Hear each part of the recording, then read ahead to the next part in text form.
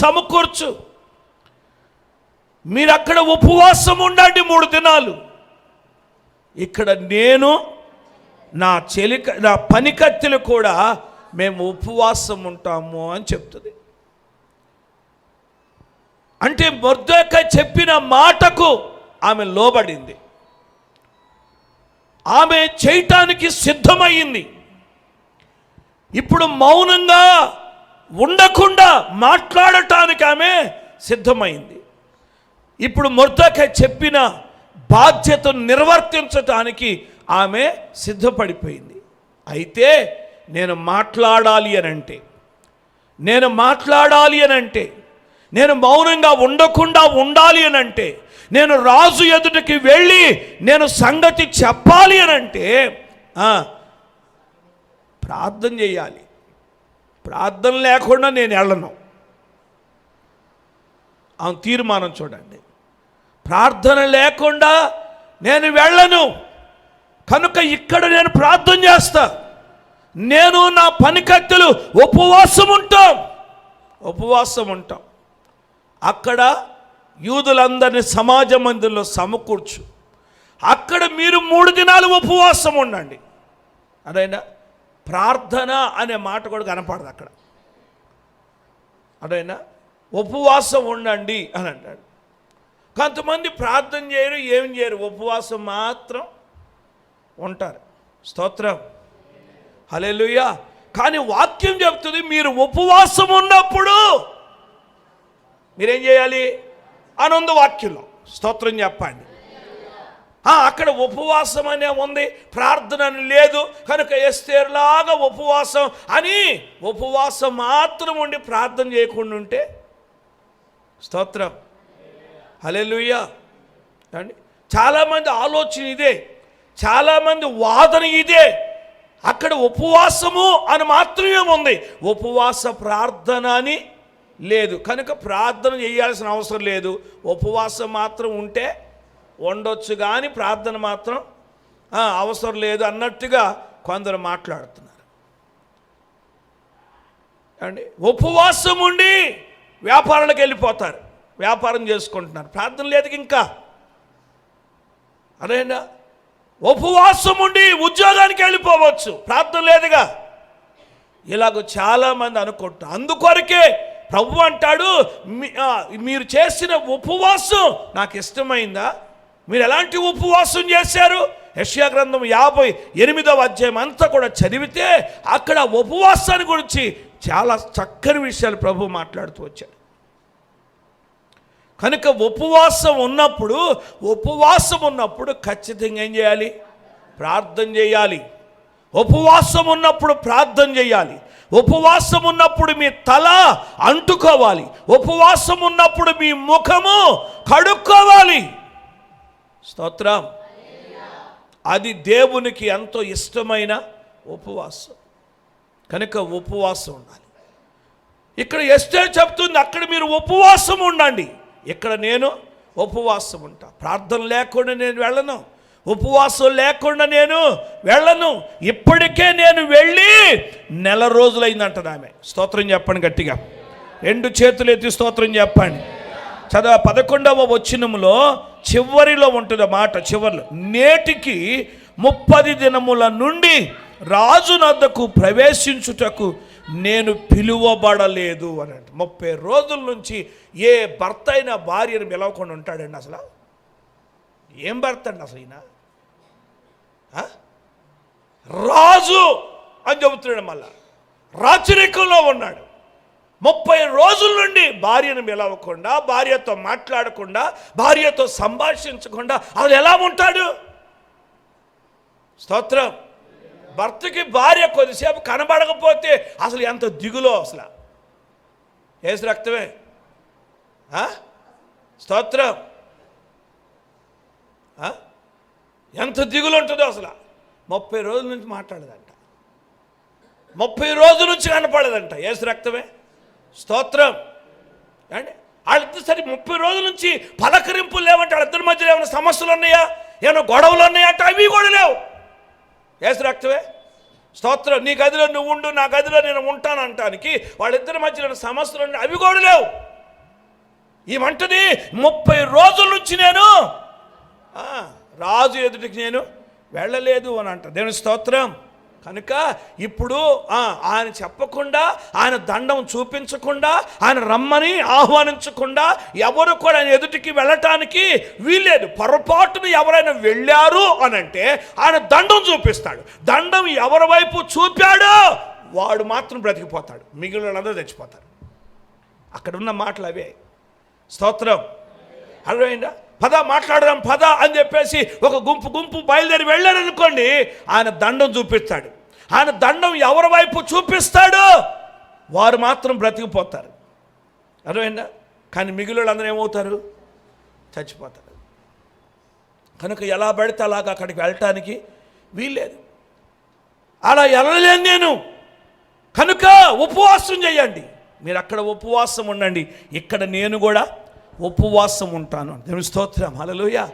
ఉపవాసం ఉంటా. ఉపవాసం చేసిన తర్వాత ప్రవేశించుట న్యాయ వ్యతిరేక్తముగా ఉన్నను నేను రాజునద్దకు ప్రవేశించుదును అని అంటది. స్తోత్రం చెప్పండి. అంటే ఈమె ధైర్యం ఏంటంటే ఉపవాస ప్రార్థన చేసుకుని వెళితే ఏ ఆటంకం ఉండదు, ఏ వ్యతిరేకత ఉండదు, అంత అనుకూలముగానే ఉంటుంది. ఉపవాస ప్రార్థన చేసుకొని బయలుదేరితే రాజుకి నా ఎడల దయగలుగుతుంది అనే ధైర్యం. అంటే ఈ మాటను బట్టి మనం పరిశీలన చేస్తే ఎస్తేరుకి ఉపవాసం మీద లేక ప్రార్థన మీద ఎంత నమ్మకమో చూడండి ఆమెకి. స్తోత్రం చెప్పండి. హల్లెలూయా. ప్రార్థన మీద ఎంత నమ్మకమో చూడండి. నా దేవునితో చెప్తే, నా దేవునికి నేను చెప్పుకుంటే, నా దేవునికి నేను ప్రార్థన చేస్తే, ఆ ఉపవాస ప్రార్థన అంటే బలమైన ప్రార్థన చేస్తే నా దేవుడే నాకు తోడుగా ఉంటాడు. అది న్యాయ వ్యతిరేక్తమైనను నేను మాత్రం వెళతా అని అంది. దేవుని స్తోత్రం చెప్పండి. హల్లెలూయా. అంటే ఇక ప్రార్థన ద్వారా ఆమె వెళితే ఇక ప్రార్థనకు అసాధ్యమైంది ఏది కూడా లేదు. ప్రార్థన చేసుకొని వెళితే ఏ కీడు రాదు, ప్రార్థన చేసుకొని వెళితే ఏ నష్టము కలుగదు, ప్రార్థన చేసుకొని వెళితే జవాబు వస్తుంది, ప్రార్థన చేసుకొని వెళితే కార్యము సఫలమవుతుంది అనే విశ్వాసం ఆమెకి, అనే నమ్మకం. వెళతా నేను. కనుక మీరేం చేయాలి? ఉపవాసం ఉండండి, ప్రార్థన చేయండి అని ఆమె మొర్దెకైకి వర్తమానం పంపించింది. స్తోత్రం చెప్తారా? కొంచెం గట్టిగా స్తోత్రం చెప్తారా? హల్లెలూయా, హల్లెలూయా. అందుకే మనం చూస్తాము ఆమంటది నేను నశించిపోతా, కానీ యూదులు మాత్రం నశించకూడదు అనేది ఆమె యొక్క కాన్సెప్ట్ అనమాట, ఆమె యొక్క ఉద్దేశం అది. నేను వెళతాను రాజు యొద్దకి, న్యాయ వ్యతిరేక్తముగా ఉన్నా సరే నేను వెళతా, నశించితే నేను నశించిపోతా, కానీ యూదులు మాత్రం నశించకూడదు. స్తోత్రం చెప్పండి. హల్లెలూయా. ఈ మాటలకు గొప్ప నమ్మకం అండి. హల్లెలూయా. గొప్ప నమ్మకం. ఆనాడు షడ్రకు మేషకు అబేద్నెగోలు అన్నారుగా, మా దేవుడు రక్షించడానికి సమర్థుడు. ఒకవేళ రక్షించకపోయినా పర్వాలా, మేము మాత్రం మొరక్కమన్నారు. దేవునికి స్తోత్రం. ఇప్పుడు ఈమంటది నేను నశించిపోయినా పర్వాలేదు, కానీ నేను మాత్రం రాజు ఎదుటికి వెళతానంటది. నేను ఆయన ఎదుటికి వెళ్ళి నిలబడతానంటది. న్యాయ వ్యతిరేక్తం అయినప్పటికీ నేను ఆయన వద్దకు వెళ్ళి నిలబడతాను. కానీ ముందేం చేయాలి? మీరు ప్రార్థన చేయాలి. నేను కూడా ప్రార్థన చేస్తా, మీరు ప్రార్థన చేయండి, నేను కూడా ప్రార్థన చేస్తాను. నా పని కత్తెలు కూడా ప్రార్థన చేస్తారు. అందరం ప్రార్థన చేసి వెళదాం. యేసు రక్తమే. అందరూ ప్రార్థన చేయండి, నేనే వెళ్తాను. స్తోత్రం. ఇప్పుడు సంఘం అంతటిని మొర్దెకై సమకూర్చాడు. సమాజ మందిరంలో సంఘమంతా, యూదా సమాజమంతా కూడా సమాజ మందిరంలో కూడుకున్నారు. సంఘమంతా ప్రార్థన చేస్తున్నారు, సంఘమంతా మొరపెడుతున్నారు, సంఘమంతా కన్నీరు కారుస్తున్నారు, సంఘమంతా గోనె పట్ట కట్టుకున్నారు, సంఘమంతా ఉపవాసం ఉన్నారు, అత్యాశక్తితో ప్రార్థన చేస్తూ ఉన్నారు, మొర్రపెట్టారు. దేవునికి స్తోత్రం. హల్లెలూయా. అలాగూ మొర్రపెట్టి ప్రార్థన చేసిన తర్వాత ఎస్తేరు బయలుదేరి వెళ్ళింది రాజు. దేవుని స్తోత్రం చెప్పండి. కనుక సంఘ ప్రార్థన చాలా శక్తివంతమైంది. సంఘ ప్రార్థన చాలా బలమైంది. మనకు మన వ్యక్తిగత జీవితాలకు మన ప్రార్థన సరిపోదు. మన జీవితాల కొరకు మన సంఘ ప్రార్థన అవసరం. మన కుటుంబానికి మన కుటుంబ ప్రార్థన మాత్రమే సరిపోదు, మన కుటుంబానికి సంఘ ప్రార్థన అవసరం. హల్లెలూయా. బంధింపబడిన వారి విడుదల కొరకు వారి ప్రార్థన సరిపోదు, సంఘ ప్రార్థన అవసరం. స్తోత్రం చెప్పండి గట్టిగా. హల్లెలూయా. దేశం మార్పు చెందాలి అని అంటే, నశించిపోతున్న ఆత్మల రక్షణ పొందాలంటే మన ప్రార్థన సరిపోదు, సంఘమంతా కూడి ప్రార్థన చేయాలి, మొరపెట్టాలి. అలా ప్రార్థన చేసినప్పుడు ఆ ప్రార్థన బలమైనదిగా ఉంటుంది. పేతురు చెరసాల్లో ఉన్నప్పుడు సంఘమంతా అత్యాశక్తితో ప్రార్థన చేశారు. సంఘమంతా అత్యాశక్తితో ప్రార్థన చేస్తే, ఇక్కడ సంఘం ప్రార్థన చేస్తుంటే అక్కడ సంఖ్యలు విడిపోయాయి. స్తోత్రం చెప్పండి గట్టిగా. ఇక్కడ సంఘం ప్రార్థన చేస్తుంటే దూత అక్కడికి వచ్చేసాడు పేతురు దగ్గరికి. పేతురు నిద్రపోతున్నా హాయిగా. యేసు రక్తమే రెస్ట్ దొరికింది అనుకున్నాడేమో, బెస్ట్గా పడుకున్నాడు. యేసు రక్తమే. స్తోత్రం. హల్లెలూయా. ఇక పరిచర్య చేసే పనేమీ లేదు. ఇప్పుడు వాక తిరిగి తిరిగి చేసి చేసి అలసిపోయిన ఆడి చేత తిట్టించుకొని ఈడి చేత తిట్టించుకొని, ఆడి చేత కొట్టించుకొని ఈడి చేత కొట్టించుకొని, నిందలు అవమానాలు అన్నీ భరించి ఇక్కడికి వచ్చి పడ్డానులే, ఇప్పుడన్నా కొంచెం రెస్ట్ తీసుకుందాం, నెమ్మదిగా ఉందాం, నిద్రపోతున్నాడు ఆయన. యేసు రక్తమే. స్తోత్రం చెప్పండి. హల్లెలూయా. పేతురు మాత్రం ప్రశాంతంగా నిద్రపోతున్నాడు. పౌలు శీలను చెరసాల్లో వేస్తే వాళ్ళకి అసలు నిద్ర లేదు అండి. వాళ్ళేమో రాత్రంతా పాటలు పాడతాయి. యేసు రక్తమే. స్తోత్రం. శ్రమలో కూడా నిద్రపోతున్నాడు అంటే పేతురికి ధైర్యాలు అనుకోలేక. యేసు రక్తమే. ఏమండి, నిద్రపోతున్నాడు ఆయన. సంఘమేమో అత్యాశక్తితో ప్రార్థన చేస్తుంది. సంఘం అత్యాశక్తితో ప్రార్థన చేస్తుంటే ఆ ప్రార్థన ప్రభువు విన్నాడు, తన దూతను పంపించేశాడు. దేవుని స్తోత్రం. నా సంఘం ప్రార్థన చేస్తుంది, నా సంఘం కన్నీరు కారుస్తుంది, నా సంఘం అంగులారుస్తుంది, ఇదిగో త్వరగా వెళ్ళిపో చెరసాల్లోకి అని చెప్పి దూతను పంపితే, ఆ దూత వచ్చి చెరసాల్లో నిద్రపోతున్న పేతుర్ని తట్టాడు. అంతే. అలా తట్టాడో లేదో తన సంఖ్యలు విడిపోయినంట. దేవునికి స్తోత్రం చెప్పు. హల్లెలూయా. సంఖ్యలు విడిపోగానే కళ్ళు తెచ్చి చూశాడు. చూస్తే ఎదురుగా దూతున్నాడు. దూత చెప్తున్నాడు, పేతురు లేచి నీ నడుము కట్టుకొని నీ చెప్పులు తొడుక్కొని బయలుదేరన్నాడు. దేవుని స్తోత్రం చెప్పండి. ఇక హల్లెలూయా. ఇక పేతురు లేచాడు, నడుము కట్టుకున్నాడు, చెప్పులు తొడుక్కున్నాడు, బయలుదేరి ఆయన బయటికి వస్తా ఉన్నాడు. ఆయన ఎదురుగా ఉన్న ఇనుప గవిని తెరుచుకుంది. దేవుని స్తోత్రం చెప్పండి. దాని అంతటికి అదే తెరుచుకుంది. దేవుని స్తోత్రం. హల్లెలూయా. దాన్ని ఎవరు తీయలేదు. స్తోత్రం అండి. అంత పెద్ద గేటు ఇనుప గవిని దాని అంతటికి అదే తెరుచుకుంది. పేతురు వెళ్ళిపోయాడు. ఎక్కడికి వెళ్ళాడు? ఇంటికి వెళ్ళా. దేవుని స్తోత్రం. అక్కడ దూత నన్ను సరిగ్గా నిద్రపోని లేదు, ఏదో నేను రెస్ట్ తీసుకుందామని పడుకుంటే వచ్చి నన్ను లేపి వెళ్ళమన్నాడు. ఇక్కడ నన్ను సరిగ్గా నిద్రపోని లేదు, ఇంటికన్నా వెళ్ళి నిద్రపోదామని ఇంటికి వెళ్ళా ఆయన. స్తోత్రం. ఎక్కడికి వెళ్ళాడు? సంఘం ప్రార్థన చేస్తుంది. హల్లెలూయా. వాళ్ళ ప్రార్థన చేస్తాడు, నాకు నిద్ర ఎడబట్టింది. అసలు వాళ్ళ ప్రార్థన చేస్తుంటే నన్ను నిద్ర ఎందుకు పోనెత్తాడు దేవుడు? యేసు రక్తమే. స్తోత్రం. హల్లెలూయా. సంఘం అంతా ప్రార్థన చేస్తుంటే అసలు దేవుడు నన్ను ఎందుకు నిద్రపోనెత్తాడు?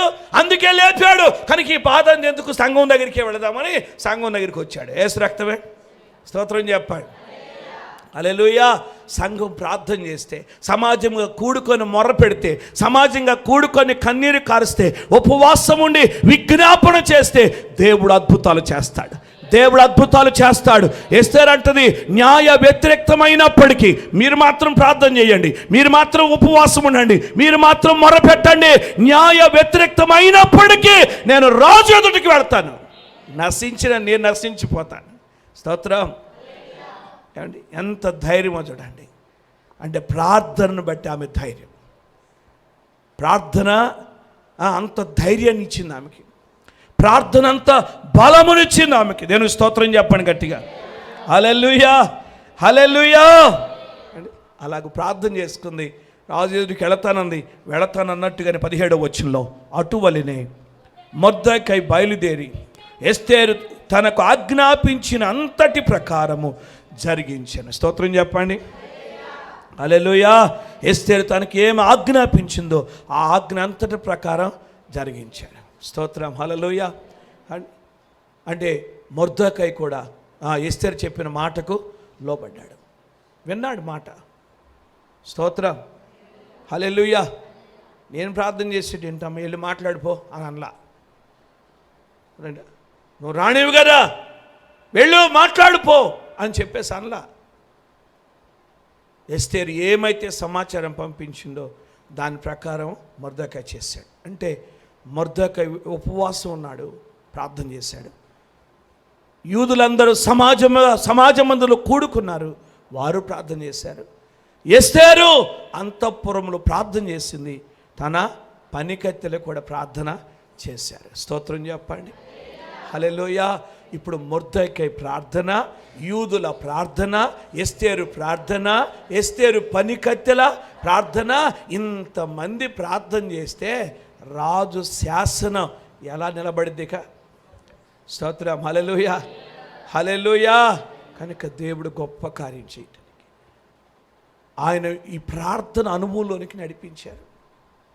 స్తోత్రం చెప్పండి. శత్రు దేశంలో ఉన్నా మేము హాయిగా ఉన్నామని చెప్పి వీళ్ళ ప్రార్థన అంతా కూడా మర్చిపోయారు వీళ్ళు. ప్రార్థన లేదు ఇంకాళ్ళకి. అందుకని మరలా మోకాళ్ళు వేసేటట్టు చేశాడు, మరలా నోరు తెరిచి స్తుతించేటట్టు చేశాడు, ప్రార్థన చేసేటట్టు చేశాడు. వంగని మోకాళ్ళని ఆయన ఎదుట వంగిపోనని చెప్పాడుగా. స్తోత్రం. హల్లెలూయా. ఇప్పుడు వంగేటట్టు చేశాడు. ప్రార్థన లేకపోతే మనం ఏమీ చేయలేము. కనుక ప్రార్థన మర్చిపోవద్దు. ప్రార్థన ఎంతైనా అవసరం అనే సంగతిని వాళ్ళకి జ్ఞాపకం చేయటానికే, ప్రార్థన అనుభవంలో నడిపించటానికే ముందు మొర్దెకైని కఠినపరిచాడు, ఆ తర్వాత హామాన్ని కఠినపరిచాడు, ఆ తర్వాత ఉరికమ్మని సిద్ధం చేశాడు. చూడండి, ఇప్పుడేమో వీళ్ళందరినీ ప్రార్థనలోనికి తీసుకుని, ఇదంతా కూడా దేవుని ప్రణాళిక. దేవుడు అనే మాట కనబడకపోయినా, యెహోవా అనే మాట ప్రస్తావించబడకపోయినా ఇదంతా దేవుని కార్యమే. స్తోత్రం చెప్పండి. అయితే దేవుని కార్యం జరగాలి అని అంటే ఇప్పుడు దేవుని సన్నిధిలో ప్రార్థన చేయాలి, ఉపవాసం ఉండాలి. ఉపవాసుడు ప్రార్థన చేస్తే ఉరికంబాలు తొలగిపోతాయి. హల్లెలూయా. మరణాలు తొలగిపోతాయి, శాసనాలు మారిపోతాయి. కనుక ప్రార్థన ఎంతైనా అవసరం. అందుకొరకే తరచుగా ప్రత్యేకమైన ప్రార్థనలు, ఉపవాస ప్రార్థనలు. ఏమండి, వారానికి ఒకసారి ఉపవాస ప్రార్థన అని, లేకపోతే 3 రోజుల ఉపవాసం అని, 7 రోజుల ఉపవాసం అని, 21 రోజుల ఉపవాసం అని, 40 రోజుల ఉపవాసం అని.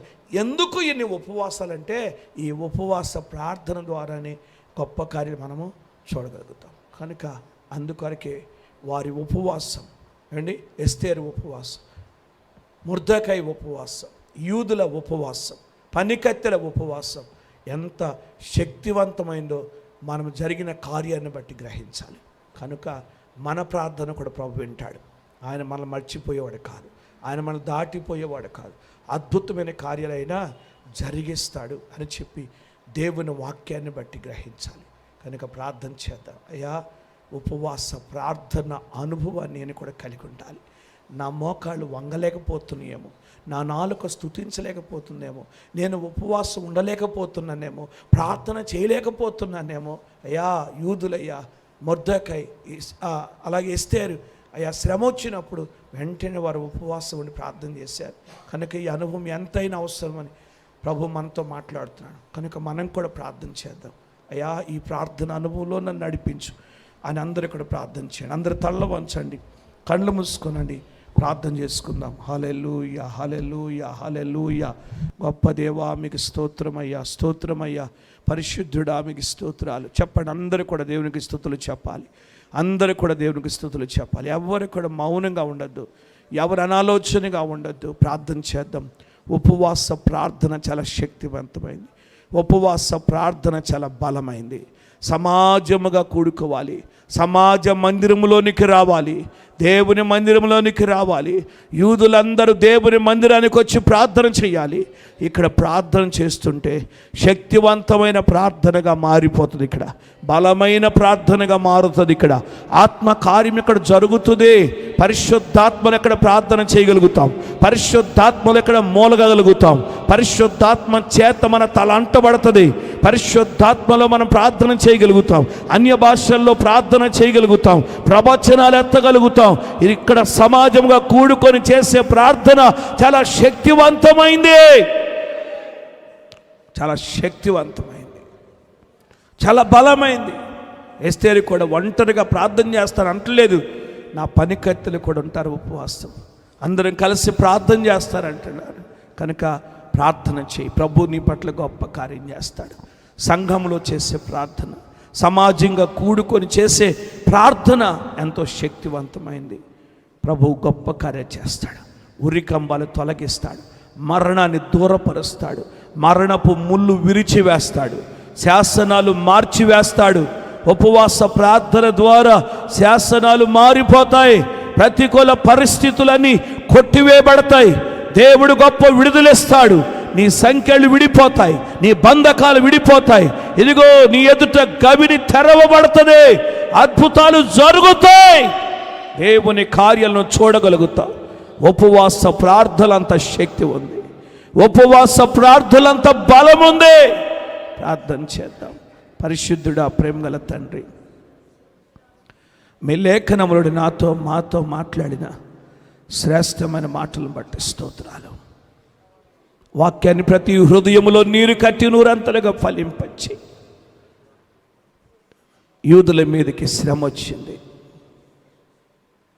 యూదులందరూ ఒక్క దినమే నిర్మూలమైపోవాలని శాసనం సిద్ధపరచబడింది. మొర్దెకై కోసం ఉరికమ్మ సిద్ధపరచబడింది.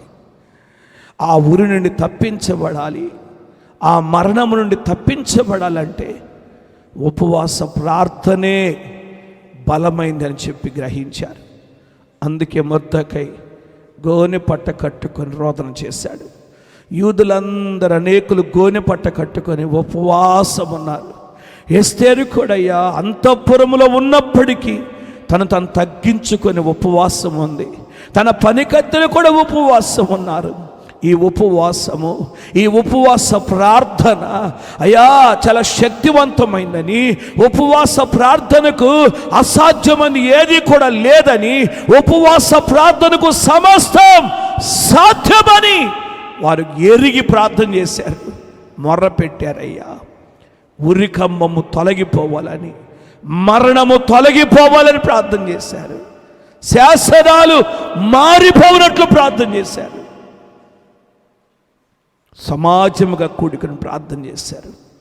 అలాంటి ప్రార్థన అనుభవం మేము కలిగి, అయ్యా మా మోకాళ్ళు వంచాలని, మా నాలుకను స్తుతించాలని, ఉపవాస అనుభవములో ఉండి ప్రార్థన చెయ్యాలని మాతో మాట్లాడావయ్యా.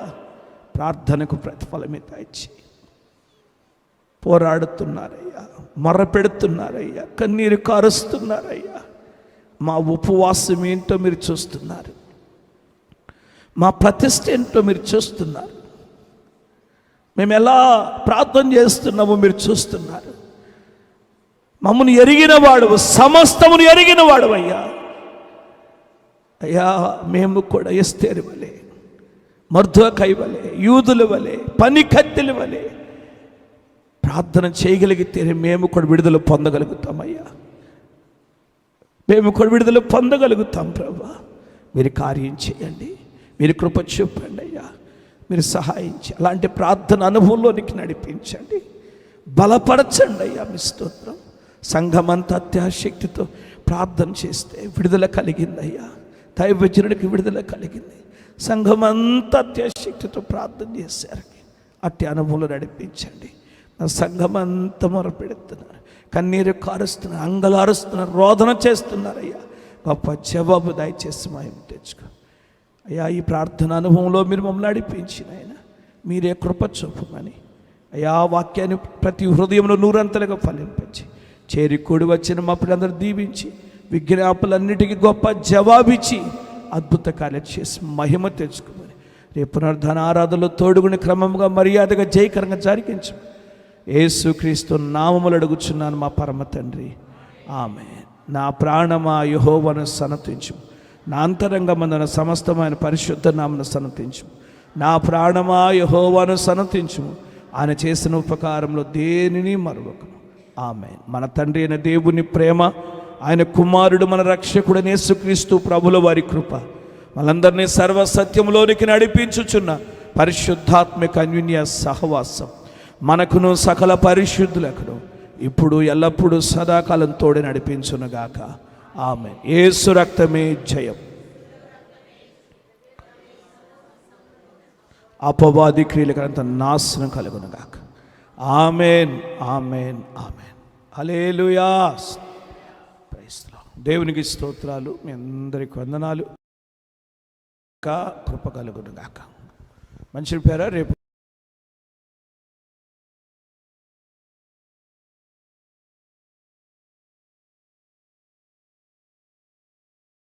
యేసయ్యా నీవే నాకు మార్గము సత్యము